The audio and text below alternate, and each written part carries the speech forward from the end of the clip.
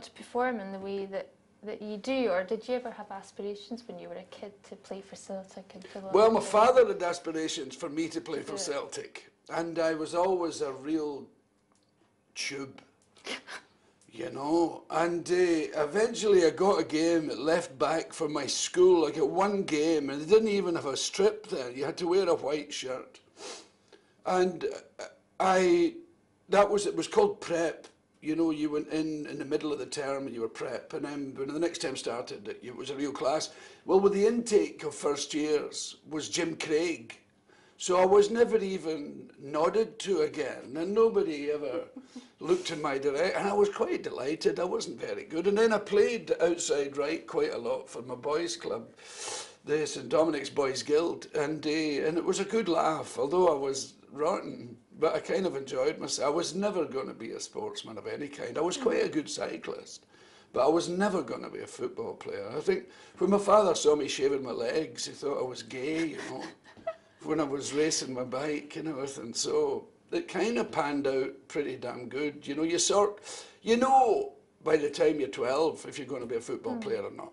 And the good guys have shown themselves to be good. You might be like me and get a wee shot in a team, you know, and then be found out. But, you know, you got the jersey over your head. It's okay, you know. And you played with real nets and all that, you know. Talking of nets, did you really think that the ground was like a tennis? Yes, I did. When my first game, it was Celtic and Forfar.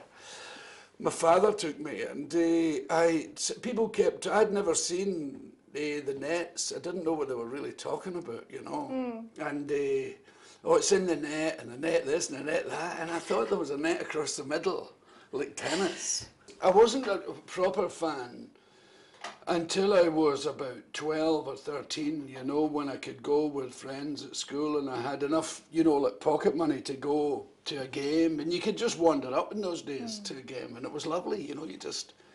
It was like 7 shillings or something, and you just went up and gave your money, and then you went and you just stood around. And I was always desperate to be in the jungle with the real supporters, but I was kind of scared. I'd never even looked in there, you know, in case people were eating each other. But I always, from that day, like since I was maybe 13 or 14, we always met at the pylon next to the jungle. And just below where the pie stall used to be, the leg of the pylon that comes down towards the jungle, the bottom of that is where I met my friends, you know, right up until, you know, comparatively recently. So you're in the posh seats now then? I'm in the posh seats, and I must say, it's okay, you know, and you get a cup of tea, and I've made some friends down there, but I still feel like a tourist in there, you know. I'm not too cheery about it. I'm very grateful and all that. But I wish I was up beside Tony Roper, who's about 10 rows behind me. You know, I'm sure it would be a laugh up there. But the guys, there's a lot of, you know, guys who wear gloves and all that, and, you know, and, you know, they clap. And sometimes I feel a bit embarrassed because of all those years I've spent shouting and bawling at Celtic. I really love to leap to my feet and punch the air and hug my friends, and it's kind of not done down there. But I can't help it. I've never thought of stopping it, but it's never crossed my mind not to do it. You've got a seat for life, haven't you? I have a seat for life, yeah. What does that actually mean? Because I wonder, is it like as if Celtic are sitting going, well, he's 62 now, yeah, average life expectancy is 76, can we put that in the budget for 2000? I don't know where the conversation came up. It was when Fergus was there. Fergus gave me the seat for life, and I really liked him, you know, and I know he'd a lot of enemies, and I keep meeting people who don't like him, and I really don't understand it. Maybe they had personal dealings with him that I didn't have, but if you don't like Fergus, just think about Cambuslang.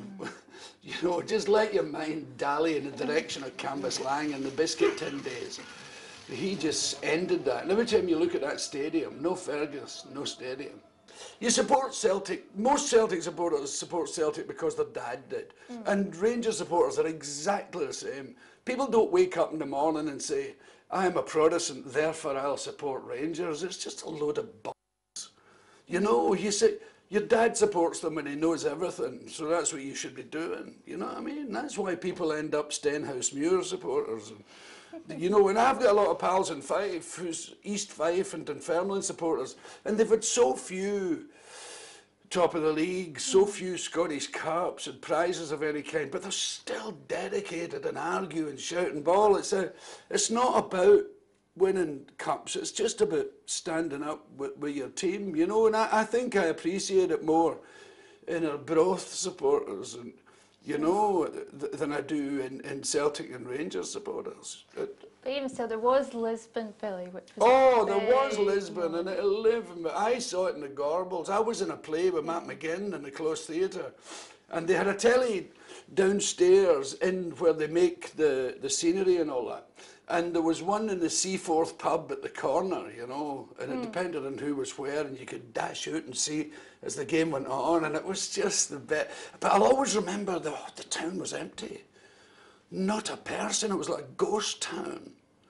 It was just an extraordinary event. It was this huge, huge event in Glasgow, and I wish people could see that, because it was like the play would start about 7 or 7:30, and it was called Clydeside.